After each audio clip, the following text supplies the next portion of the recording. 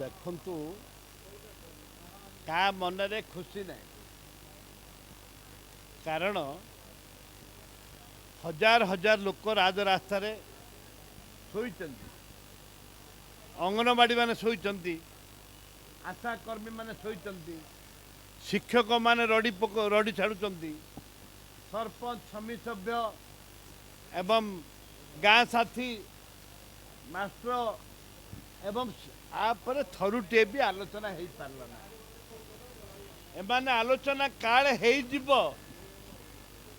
ଉଭୟ ବିଜେପି ଆଉ ବିଜେଡି ଉଭୟ ଜାଣି ଶୁଣିକି ଗୃହକୁ ବନ୍ଦ କରିଛନ୍ତି ଏବଂ ଉଭୟ ଡ୍ରାମା କରୁଛନ୍ତି।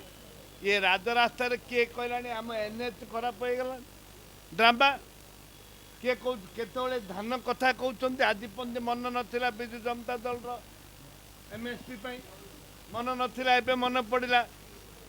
କେନ୍ଦୁପତ୍ର କଥା ଏବେ ମନେ ପଡ଼ିଲା, ଆଗରୁ ତ ମନେ ପଡ଼ୁନଥିଲା।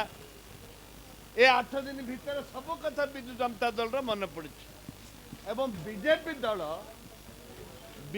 ଦଳ ଯେତେବେଳେ କଂଗ୍ରେସ ଦଳର ପାର୍ଲାମେଣ୍ଟର ଅପୋଜିସନ୍ ଲିଡରକୁ ସସ୍ପେଣ୍ଡ ଜୋର ଆୱାଜ କରିକି ସସ୍ପେଣ୍ଡ କଲେ, ଏମାନେ ଡାଲି ଫିଙ୍ଗିଲେ, ପଥର ଫିଙ୍ଗିଲେ,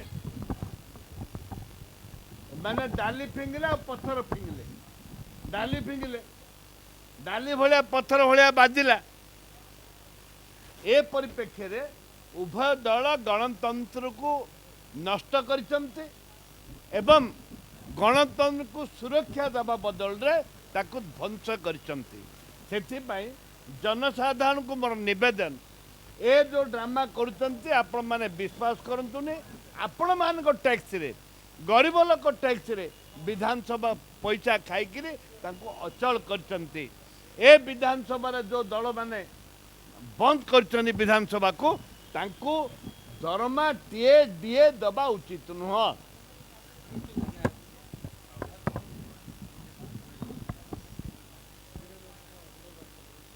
ଶୁଣନ୍ତୁ, କାହା ସାଙ୍ଗରେ କିଏ ଗଲା, ବ୍ୟକ୍ତିଗତ ଭାବରେ କାହାକୁ ଫିଜିଓଥେରାପି, ମୁଖ୍ୟମନ୍ତ୍ରୀ ବୟସ ହେଲାଣି, ତାଙ୍କ ସାଙ୍ଗରେ ଫିଜିଓଥେରାପି କରିବା ପାଇଁ ଯାଇଥିଲେ ଜଣେ ମହିଳା, ତାକୁ ଆକ୍ଷେପ କରିକିରି ଯେପରି ଭାବରେ ତାକୁ ଆଲୋଚନାକୁ ନିଆଗଲା ଏବଂ ଲୋକଲୋଚନକୁ କରାଗଲା, ବ୍ୟକ୍ତିଗତ ଭାବରେ ମୁଁ କହିବାକୁ ଗଲେ ଯେ ଏଇଟା ସୁନ୍ଦର ନୁହଁ। ତାପରେ ମୁଖ୍ୟମନ୍ତ୍ରୀ ଜବାବ, କାହିଁ ମାଷ୍ଟରଙ୍କ ଉପରେ ଜବାବ ଦେଲେନି? ଇଏ ଗୋଟେ କଥା, ଫିଜିଓଥେରାପି ଉପରେ ଗୋଟେ ଜବାବ, ଇଏ ଗୋଟେ କଥା, କାହିଁ ମାଷ୍ଟରଙ୍କ ଉପରେ ଦେଲନି, ସରପଞ୍ଚ ଉପରେ ଦେଲନି, ସମିତି ସଭ୍ୟ ଉପରେ ଦେଲନି, ଅଙ୍ଗନବାଡ଼ିଙ୍କ ଉପରେ ଦେଲେ, ଅଙ୍ଗନବାଡ଼ି କଥା ପଡ଼ିଛି ତାଙ୍କ ଉପରେ ଦେଲନି। ଗୋଟେ ଯେଉଁମାନେ ରାଜରାସ୍ତାରେ ଷ୍ଟ୍ରାଇକ୍ରେ ବସିଛନ୍ତି ତାଙ୍କ ବିଷୟ ଯଦି ମାନ୍ୟବର ମୁଖ୍ୟମନ୍ତ୍ରୀ କହିଥାନ୍ତେ ମୁଁ ଖୁସି ହେଇଥାନ୍ତି।